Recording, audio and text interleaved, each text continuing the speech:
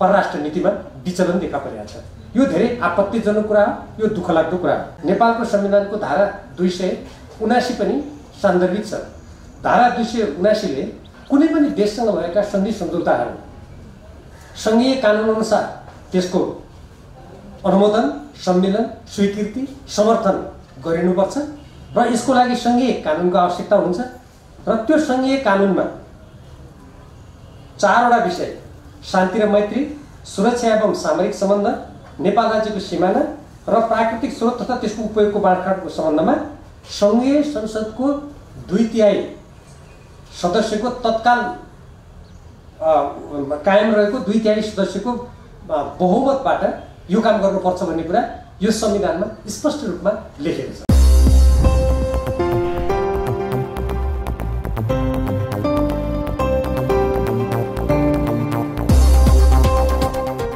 संस्कृतिको कसरी रक्षा गर्ने दृष्टिकोणबाट इतिहासमा अत्यन्त कठिन चरणबाट गुज्रिरहेको देखिन्छ।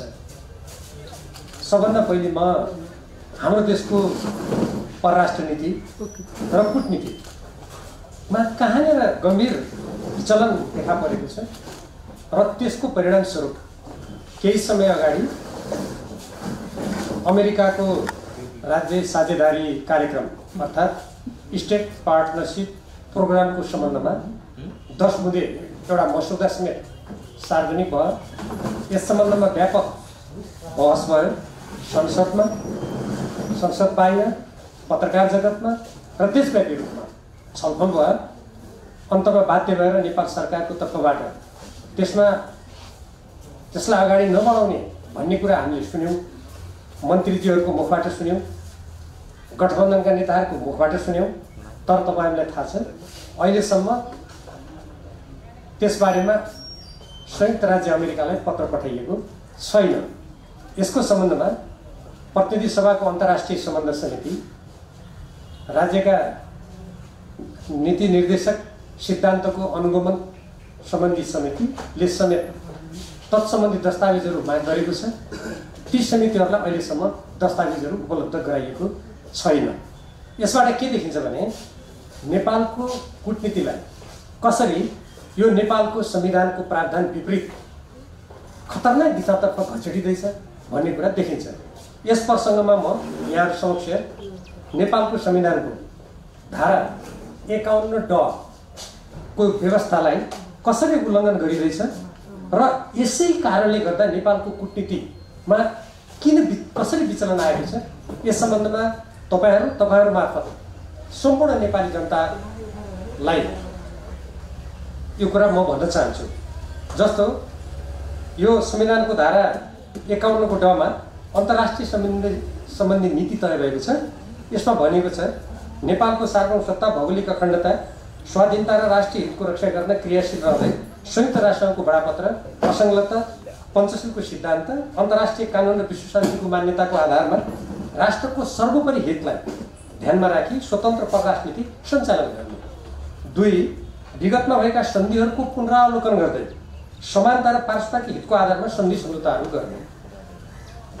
यो प्रावधान संविधान सभामा आजका प्रधानमन्त्री, गठबन्धनका शीर्ष नेताहरू सहित संलग्न भएर यो नेपालको संविधानमा यो कुरा राखिएको हो। तर यस्तो महत्त्वपूर्ण प्रावधान जो नेपालको संवेदनशील भू राजनीतिक अवस्थाका लागि अत्यन्त महत्त्वपूर्ण छ र नेपालको स्वाधीनता, अस्मिता, स्वाभिमान र आत्मनिर्णयको अधिकारको संरक्षणको लागि यो अत्यन्त महत्त्वपूर्ण छ। यसैलाई मिच्ने, मनपरी किसिमले निर्णय गर्ने, कूटनीतिक रूपमा पत्राचार गर्नु नपर्ने निकायले पत्राचार गर्ने र ठुला शक्ति राष्ट्रहरूको अगाडि झुकेर संविधानको यो प्रावधानलाई कार्यान्वयन नगर्ने जुन सरकारको उच्च तहमा रहने खास गरी प्रधानमन्त्रीजीहरुमा जुन चरित्र देखा परेको छ, आजको कूटनीतिको विचलन त्यही नै हो। त्यो नेपालको शान्तिको लागि, नेपालको स्वाधीनता, भौगोलिक अखण्डताको लागि अत्यन्त खतरनाक छ र कूटनीतिक क्षेत्रमा यस्तो विचलन आएको नेपालको संविधानको यो प्रावधानलाई उल्लङ्घन भएको देख्दा कूटनीतिक क्षेत्रका जानकारहरू र सम्पूर्ण देशभक्त नेपालीहरू चिन्तित छन्। यसैसँग सम्बन्धित नेपालको संविधानको धारा 279 पनि सान्दर्भिक छ। धारा 279 ले कुनै पनि देशसँग भएका सन्धि सम्झौताहरू सङ्घीय कानुनअनुसार त्यसको अनुमोदन, सम्मेलन, स्वीकृति, समर्थन गरिनुपर्छ र यसको लागि सङ्घीय कानुनको आवश्यकता हुन्छ र त्यो सङ्घीय कानुनमा 4 वटा विषय शान्ति र मैत्री, सुरक्षा एवं सामरिक सम्बन्ध, नेपाल राज्यको सिमाना र प्राकृतिक स्रोत तथा त्यसको उपयोगको बाँडफाँडको सम्बन्धमा सङ्घीय संसदको 2/3 सदस्यको तत्काल कायम रहेको 2/3 सदस्यको बहुमतबाट यो काम गर्नुपर्छ भन्ने कुरा यो संविधानमा स्पष्ट रूपमा लेखेको छ। तर यहाँहरू सबैलाई थाहा छ यो प्रावधानलाई छल्ने काम भइरहेको छ। सङ्घीय कानुन ल्याइएको छैन र यो प्रावधानलाई निष्क्रिय बनाइएको छ। धमाधम हाम्रा नदीनाला स्रोतहरू विदेशीको जिम्मा लगाइँदैछ। जस्तो उदाहरणको लागि पश्चिम सेती र सेती 6 केही समय अगाडि प्रधानमन्त्री शेरबहादुर देउवाजीले भारतको सरकारी कम्पनीलाई दिएको घोषणा गर्नुभएको छ। उहाँले यसको लागि कुनै अन्तर्राष्ट्रिय रूपमा बोलपत्र आह्वान पनि गरिएको छैन। केही समय अगाडि उहाँले भन्नुभएको थियो बुढी गण्डकीमा चिनिया कम्पनीलाई बिना प्रतिस्पर्धा संलग्न गराइएको हुनाले यो रद्द गरिएको छ भन्नुभएको थियो। अनि बुढी गण्डकीमा बिना प्रतिस्पर्धा एउटा विदेशी कम्पनीले दिन त्यसलाई रद्द गरिन्छ भने पश्चिम सेती र सेती 6 मा उहाँले के गर्नुभयो? अर्को कुरा जलस्रोत सम्बन्धमा हामी जुन जलाशययुक्त बाँध बनाउँछौँ त्यो बाँधबाट पानी जम्मा हुन्छ र हिउँदको याममा त्यो पानी भारत पुग्छ। अन्तर्राष्ट्रिय कानुनमा के उल्लेख गरिएको छ भने तल्लो तटीय देशले माथिल्लो तटीय देशले बनाएको बाँधबाट उसले सिँचाइ खानेपानीमा फाइदा लिन्छ भने त्यसको मूल्य तिर्नुपर्छ। अनि यसतर्फ प्रधानमन्त्री शेरबहादुर देउवाजीले कुनै कुरा नगरेर उल्टै भारत सरकारले जलविद्युत सम्बन्धी जुन दूरदृष्टि भनेर जुन नीति ल्याएको छ त्यो नीतिमा उहाँले आँखा चिम्लेर सहमति जनाउनु भएको छ, जुन कुरा राष्ट्रिय हितमा छैन। यसरी नेपालको संविधानमा धेरै अभ्यासबाट, धेरै छलफलबाट संविधान सभाले जसरी यो संविधान बनाउँदाखेरि धारा 51 को ड र धारा 279 को व्यवस्था गरेको थियो, गठबन्धन सरकारमा नेतृत्व गर्ने प्रधानमन्त्री शेरबहादुर देउवाजीहरूले यसको अपज्ञा उल्लङ्घन गरेको कारणले गर्दा आज हाम्रो कूटनीतिक क्षेत्रमा परराष्ट्र नीतिमा विचलन देखा परेको छ। यो धेरै आपत्तिजनक कुरा हो, यो दुःखलाग्दो कुरा हो। अहिले केही समय अगाडि जुन यो अमेरिकाको राज्य साझेदारी कार्यक्रम स्टेट पार्टनरसिप एग्रिमेन्टलाई नेपालको परराष्ट्र मन्त्रालयमा छलफल नगरी नेपाली जनताले थाहा नपाए जसरी त्यसको नेपाल सदस्य भयो सन् 2019 मा भन्ने कुरा बाहिर आएको छ। यसबाट त सम्पूर्ण नेपालीहरूले एकदमै चिन्तित भएर गम्भीर रूपमा सोच्नुपर्नेछ। त्यो राज्य साझेदारी कार्यक्रम अमेरिकाले 2019 मा रक्षा मन्त्रालयबाट प्रकाशित गरेको हिन्द प्रशान्त रणनीतिमा स्पष्ट शब्दमा यो सैनिक प्रकृतिको कार्यक्रम हो। एसिया प्रशान्त क्षेत्र लगायतका विभिन्न ठाउँहरूमा अमेरिकाको सैनिक शक्तिलाई बढावा दिने र अमुक देशको विरुद्ध लड्नको लागि शस्त्र अस्त्रको दृष्टिकोणबाट, सेनालाई तालिम र सक्षम बनाउने दृष्टिकोणबाट यो कार्यक्रम लागू गर्ने कुरा स्पष्ट रूपमा लेखिएको छ। र हाम्रो तर्फबाट जुन नेपाली सेनाले पत्राचार गर्यो भनेको छ अमेरिकाको राजदूतावासलाई, त्यसमा पनि त्यहाँ सामरिक कुराहरूलाई बुझाउने किसिमले त्यहाँ केही शब्दहरू परेका छन्। र जब अमेरिकाका एसिया प्रशान्त क्षेत्रका सैनिक कमान्डर यहाँ आउनुभयो, उहाँ आएपछि लगत्तै अमेरिकाको राज्य साझेदारी कार्यक्रमका सम्बन्धमा दुई देशका बीचमा 10 बुँदे समझदारी हुन लागेको छ भनेर त्यो बाहिर नै आयो। अहिले कतिपय मान्छेहरू त्यो नक्कलियो भन्छन्। विश्वस्त सूत्रका अनुसार त्यो गर्न खोजेकै थियो। त्यसमा प्रधानमन्त्री शेरबहादुर देउवाजी संलग्न हुनुहुन्थ्यो। तर त्यो कुरा बाहिर आइसकेपछि देशभक्त नेपाली जनताको विरोधको कारणले गर्दा त्यो रोकिएको। यदि प्रधानमन्त्रीजीले गठबन्धन सरकारमा भनेको भनेर जुन हामीले सञ्चार जगतबाट सुन्यौं र गृहमन्त्रीजी, परराष्ट्र मन्त्रीजी लगायतका मन्त्रीजीहरू र यो गठबन्धन सरकारमा समाविष्ट राजनीतिक दलका नेताहरू, उहाँहरूले कुनै पनि सामरिक र सैनिक प्रकृतिको सहमति, समझदारी, सम्झौतामा नेपाल प्रवेश गर्दैन, गर्नु हुँदैन भनेर उहाँहरूले जुन मन्तव्य दिइरहनु भएको छ, म यहीँबाट प्रश्न गर्न चाहन्छु। अनि अमेरिकी राजदूतावासले नेपालले यसको सदस्य नहुने हो भने उसले त्यसमा विमति जनाउन सक्छ हामीलाई पत्र पठाएर भनेर जुन भनेको छ अहिलेसम्म त्यो पत्र किन नगएको? म प्रधानमन्त्री शेरबहादुर देउवाजी र यो गठबन्धन सरकारमा सामेल दलका नेताहरूलाई सम्पूर्ण नेपाली जनताको तर्फबाट सोध्न चाहन्छु, किन पत्र नपठाएको? म सँगसँगै संविधानको यो जुन धारा 51 को ड मा उल्लेखित विश्व शान्तिको लागि स्वयं काम गर्नुपर्ने हाम्रो स्वतन्त्र परराजनीति छ, त्यो परराजनीति अन्तर्गत यो नेपाललाई सैनिक अड्डामा परिणत गर्ने, युद्धमा धकेल्ने, आज रुस र युक्रेनको लडाईँका जुन नगराहरू बजिरहेका छन् त्यहाँ जसरी उत्तर अटलान्टिक सन्धि संगठनको तर्फबाट जसरी युद्धको तयारी भइरहेछ, रुसले जसरी त्यहाँ आफ्ना गतिविधि गरिरहेको छ, यस्तो संवेदनशील घडीमा एसिया प्रशान्त क्षेत्रमा जुन प्रकारले शक्ति राष्ट्रहरूको बीचमा प्रतिस्पर्धा भएको छ, यस्तो स्थितिमा नेपालको संविधानले उल्लेख गरेको स्वतन्त्र परराजनीति को विपरीत अमेरिकाको राज्य साझेदारी कार्यक्रम अगाडि बढाउन सरकारले खोजेको यति ठुलो विरोध भइसकेपछि हामी अगाडि बढाउँदैनौँ स्वयं सरकारमा बस्नेहरूले भनेको, तर अहिलेसम्म पत्र किन नपठाएको? यसबाट गम्भीर आशंका उत्पन्न हुन्छ। त्यसकारण म प्रधानमन्त्री शेरबहादुर देउवाजी र यो गठबन्धन सरकारका नेताहरूलाई सम्पूर्ण देशभक्त नेपालीहरूको तर्फबाट तपाईहरु मार्फत प्रश्न सोध्न चाहन्छु, उहाँहरूले अहिलेसम्म किन पत्र पठाउनु भएन? नेपाली जनताको यति धेरै चासो, यति धेरै सरकारको विषयमा त्यो पत्र पठाएर नेपाली जनतालाई जानकारी किन गराइदैन? प्रधानमन्त्री शेरबहादुर देउवाजी आफ्नो मन्त्रालय र मन्त्री परिषदको सम्बन्धमा प्रतिनिधि सभा अर्थात् संघीय संसदमा उठेका विषयहरूमा जवाब दिन उहाँ संसदमा किन उपस्थित हुनु भएन? अन्तर्राष्ट्रिय सम्बन्ध समितिले यो राज्य साझेदारी कार्यक्रम लगायतका विषयमा र नेपालको परराजनीतिको सम्बन्धमा उहाँको अमेरिका भ्रमणको सम्बन्धमा छलफल गर्न खोज्दा उहाँ त्यो समितिमा किन आउनु भएन? नेपालको संविधान अनुसार, कानुन अनुसार प्रधानमन्त्री सरकारका मन्त्रीहरूले संसदीय समिति र संसदमा बोलाएको बखत आउनुपर्ने उहाँको कर्तव्य हो, उहाँको दायित्व हो, उहाँ किन आउनु भएन? यसबाट वर्तमान प्रधानमन्त्री र गठबन्धन सरकारले कतै भित्रभित्रै यो बाहिर अगाडि बढाउँदैन भने पनि भित्रभित्रै नेपाललाई त्यो सैनिक गठबन्धनमा धकेल्ने षड्यन्त्र त गरिरहेको छैन। यसमा सबैले सचेत हुनुपर्ने आवश्यकता छ। यदि गठबन्धन सरकारका केही मन्त्रीहरूले भने जस्तो र मन्त्री परिषदबाट जुन निर्णय गरिएको भनेको छ अब यो राज्य साझेदारी कार्यक्रममा समावेश नहुने भनेर ती सम्पूर्ण कागजपत्र नेपाली जनतालाई जानकारी गराइयोस् र प्रधानमन्त्री शेरबहादुर देउवाजीको जुन अमेरिका भ्रमण हुने भनेको छ त्यो तुरन्त रद्द गरिनुपर्छ। नेपालमा अब केही समयपछि आम निर्वाचन हुँदैछ।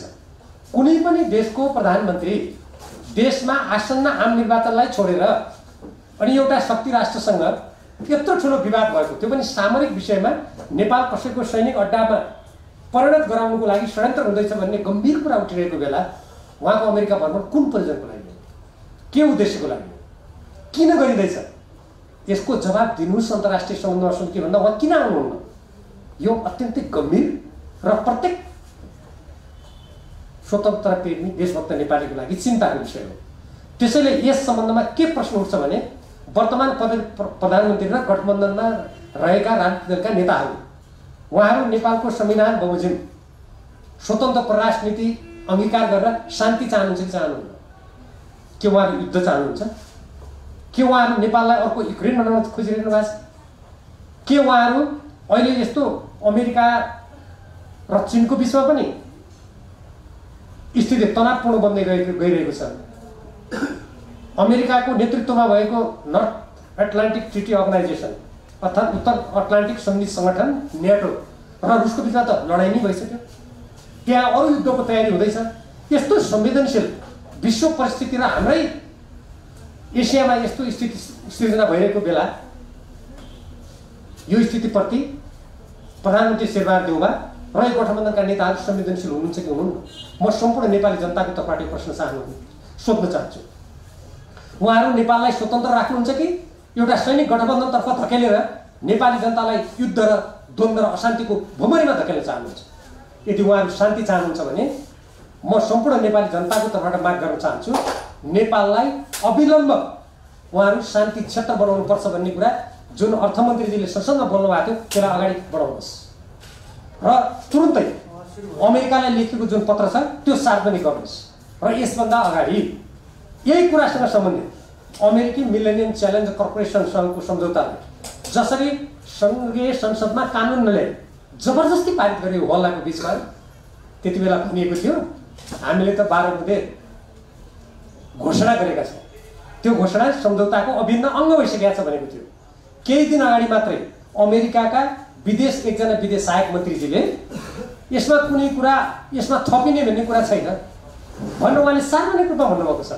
म यहीँबाट प्रधानमन्त्री शेरबहादुर देउवाजी र गठबन्धन सरकारका नेताहरूलाई भन्न चाहन्छु, उहाँहरूले अमेरिकालाई जुन पत्र लेख्नु भएको छ उहाँहरूको यदि त्यसमा इमान्दारी छ, यो देशप्रति भक्ति छ, देश प्रेम छ, नेपालको दीर्घकालीन अस्मिताप्रति उहाँहरू चिन्तित हुनुहुन्छ भने त्यो पत्र सार्वजनिक किन नगरेको? त्यो पत्र तुरन्त सार्वजनिक गरियोस्। उहाँहरूले प्रतिनिधि सभाबाट एमसीसीसँग सम्बन्धित अर्थात् एमसीसँग गरेको सम्झौता अनुमोदन भइसकेपछि के पत्र लेख्नुभयो उहाँहरूले अमेरिकालाई? त्यसको जवाबमा अमेरिकाले के पत्र लेख्यो? यो देशभक्त नेपालीले जान्ने अधिकार छैन। यदि उहाँहरू इमान्दार हुनुहुन्छ, उहाँहरू पारदर्शी हुनुहुन्छ, उहाँहरूले गरेको काम ठिक छ भने त्यो कुरा नेपाली जनतालाई जानकारी गराउनलाई रोकिन्छ। यो बाहिर नल्याएकोबाट पनि यो राज्य साझेदारी कार्यक्रम र त्यो एमसीसीसँग गरिएको सम्झौताको बारेमा जुन उठेको थियो हिन्द प्रशान्त रणनीतिको यो अङ्ग हो भन्ने कुरा जुन उठेको थियो त्यसको पुष्टि हुन्छ। त्यसमा बारेमा उठेका प्रश्नहरूको उत्तर प्राप्त हुँदैन। एकातिर यस्तो अवस्था छ, अर्कोतिर अब आम निर्वाचनको प्रसङ्ग आएको छ। यो आम निर्वाचनको प्रसङ्गमा हामी के सुन्छौँ भने अब गठबन्धनमा रहेका राजनीतिक दलहरू तालमेल गर्ने। म यो तालमेल गर्ने कुराको सम्बन्धमा नि म यहाँहरू पत्रकार साथीहरू मार्फत सम्पूर्ण नेपाली जनताको नेपालको संविधानको एउटा महत्त्वपूर्ण धारातर्फ ध्यान आकर्षित गराउन चाहन्छु। यो पढ्नुपर्ने आवश्यकता छ। धेरै मान्छेले यसप्रति ध्यानै दिएको छैन। म त्यसैले यसको वाचन गर्न चाहन्छु।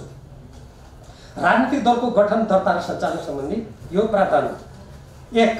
समान राजनीतिक विचारधारा, दर्शन र कार्यक्रममा प्रतिबद्ध व्यक्तिहरूले धारा 17 को उपधारा 2 को खण्ड ग अन्तर्गत बनेको कानुनको अधीनमा रही राजनीतिक दल गठन गरी सञ्चालन गर्न र दलको विचारधारा, दर्शन र कार्यक्रमप्रति जनसाधारणको समर्थन र सहयोग प्राप्त गर्नको लागि त्यसको प्रचार प्रसार गराउन वा स्वप्रयोजनका लागि अन्य आवश्यक काम गर्न सक्नेछन्।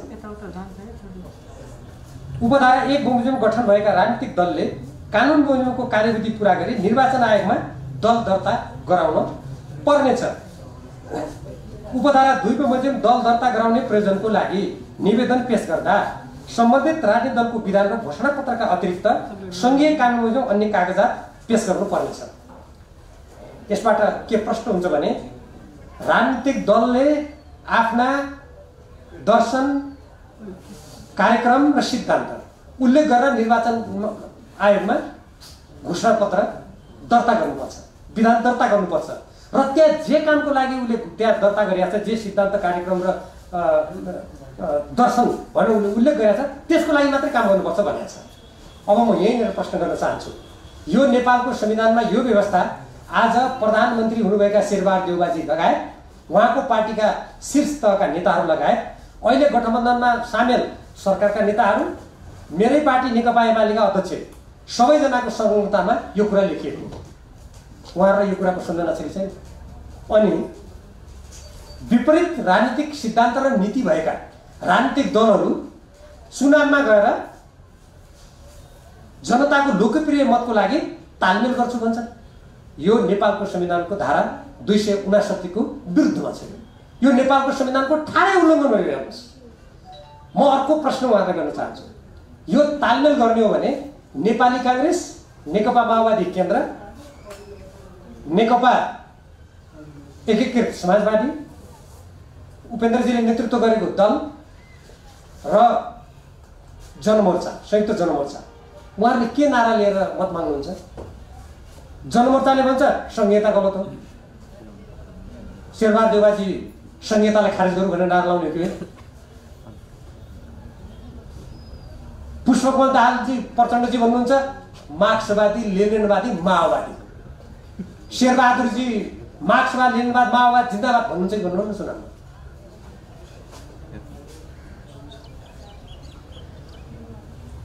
नेकपा एकीकृत समाजवादी भन्छ समाजवाद ल्याऊ, वैज्ञानिक समाजवाद ल्याऊ।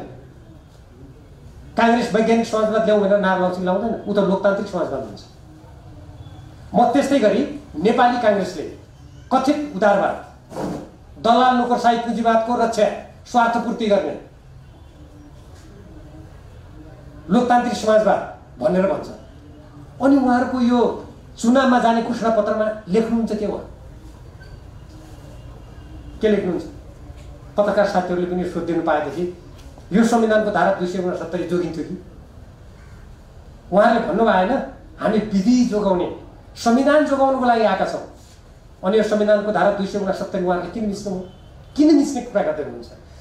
यो अनैतिक कुरा पनि संविधान विपरीत मात्र होइन, विपरीत दर्शन विचारधारा कार्यक्रम भएका राजनीतिक दलहरू एक ठाउँमा आएर कार्यसूची के हो थाहा छैन, नारा के लाउने थाहा छैन। मैले अघिल्लोचोटि स्थानीय तहको निर्वाचनमा गएको दुईटा विपरीत सिद्धान्त भएका पार्टीका झन्डा बोकेका रहेछ। अनि एउटाले नारा लाउँदो रहेछ नेपाली कांग्रेस जिन्दाबाद, अर्कोले नारा लाउँदो रहेछ नेकपा माओवादी केन्द्र जिन्दाबाद। कुन चाहिँ पार्टी जिन्दाबाद हो? नेकपा माओवादी केन्द्रलाई बचाउँ भने हो कि जिन्दाबाद बचाउने हो? नेपाली कांग्रेस जिन्दाबाद भन्ने हो। यो भन्दा राजनीतिमा अनैतिक, सिद्धान्तहीन, आदर्शहीन, दिशाहीन काम अरू केही पनि हुन सक्दैन।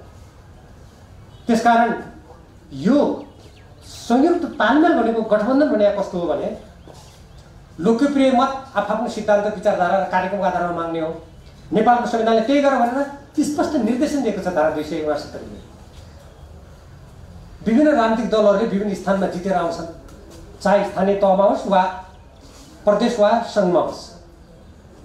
कसैको पनि बहुमत भएन भने समान दर्शन विचारधारा र कार्यक्रम भएका राजनीतिक दलहरूले मिलेर संयुक्त सरकार बनाउने हो। तर अब जनताको मत नै हामी एउटै पार्टी भएर नारा लाएर माग्छौँ भन्ने कुरा यो नेपालको लोकतन्त्रलाई दिशाहीन बनाएर अन्ततः देशलाई सङ्कटग्रस्त बनाउने। अब कोही कोही राजनीतिक दलले मैले भनेको सुन्छु हामीले त यति लाख मत पायौँ, एक्लै पाएको हो त्यो राजनीतिक दलले। अहिलेको गठबन्धनमै स्थानीय तहमा एउटा राजनीतिक दलले भनेको मैले के सुने भने हामीले त यति लाख पाएका थियौँ अब हामी त्यसको डबल पाउँछौँ। अनि त्यो राजनीतिक दलले एउटै पाएको हो।